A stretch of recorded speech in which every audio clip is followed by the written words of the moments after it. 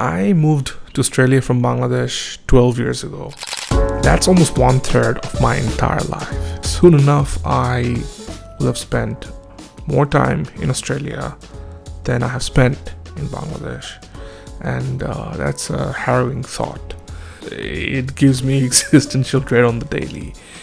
But those who have moved away from places that they once used to call home probably can relate to this a bit better. That through this transition, through this experience of leaving your shore and coming to another, the one thing that connects you to your memories and nostalgia and happy places are the foods that you've left behind.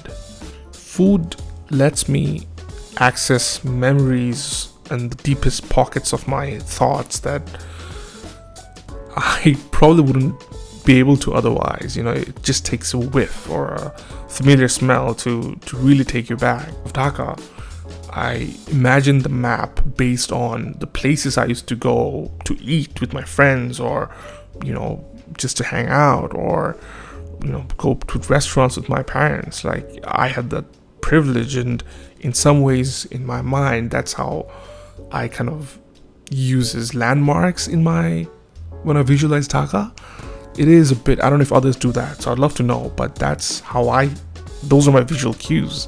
And it's strange, but that's how much I guess food means to a lot of the people. And once you move away from all that, you can't really replace it with anything else, especially when you move to a country that is 180-degree alien from those kind of foods. It doesn't have the same flavor, and I don't know if it's just the different spices or the different produce, but there's always something missing, and you don't realize it until you actually go back to the place you're from and have the local food there. And the sad part is, those who don't look like me, those who don't talk like me, and those who don't eat like me don't really get this, and probably never will, because more often than not, my food is often confused with Indian cuisine, which is fine and totally understandable.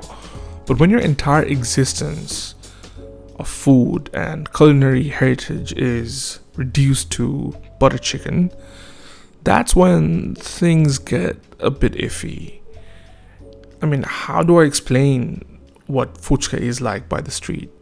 How do I explain the struggles of finding the perfect faluda? How do I explain that the bane of my existence is that elachi in a biryani? And how to explain that Eid has never been the same ever since I can't wake up to the smell of my mother's finni? These are things that isn't patriotic, it isn't about national identity, but it does form an inherent part of who I am. And that's when you see Kishwar Chowdhury get up on stage, someone who looks like me, sounds like me, says the same words like me. I mean, alur bharta, rezala, chotpoti, like these are foods that I've grown up with. These are foods that are served by millions on the daily, and it's on national TV in a country where my food is not even on the menu of a single restaurant in the state that I'm in. Now, I know one TV show probably won't change an entire nation's perspective of food and cuisine of Bangladesh, but it is a conversation starter by the water coolers and the petrol stations. And this is where a lot of people misunderstand the whole purpose of it. So let me kind of clear this out. Our culture, our food, our identity will always be that. It will always be our culture, our identity, without us having to validate it for anyone else. So it doesn't matter if someone who doesn't look like us don't like our food, because it's our food, right? So that's not what we're trying to do here. It doesn't matter if a Scottish judge doesn't like our food or not, for the grand purpose of things.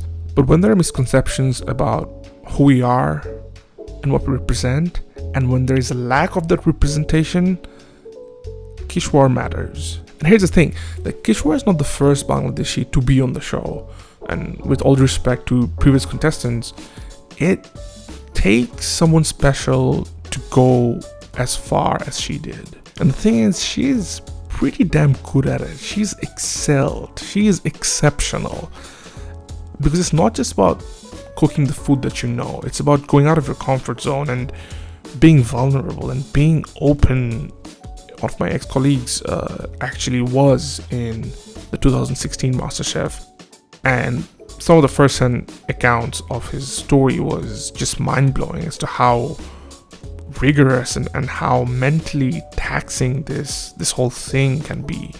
Like, I can cook some badass fried rice, like Uncle Roger would be proud, but when you're cooking for yourself or for someone else without a big massive clock timing you, or you being vulnerable in front of millions and in front of your own heroes, which I would assume a lot of the judges are for a lot of these contestants, it's there's no comparison. And again, this is where people get it wrong. Like, yes, we should be thankful. Like, you don't need MasterChef to thank your mother or your father or whoever's cooking your food, if you're lucky enough to have someone cook your food for you. Like, we don't need Kishwar or MasterChef to thank them. But this is a different ball game. So for those who follow me online, I have a podcast where I sit down with creative people and creatives from different backgrounds and talk to them about their journey and their life. And in one of the episodes, I feature my friend Adnan, who's very talented, and he's a male, right? He's a male human being. Actually, watch the clip yourself. It's and every time I say this, like, all of my colleagues at Brack University, some of them used to jump up at me. Where is your female role model, man? It's such an important thing, because just the other day I was looking at this topic, right? Someone said that ask a guy about a female role model without it being their mother or someone they know personally, they won't be able to answer. And I got stumped. I couldn't answer a female role model. Exactly, that's what I wanted to say, that it's actually scary in terms of the lack of role models we have, at least in terms of gender.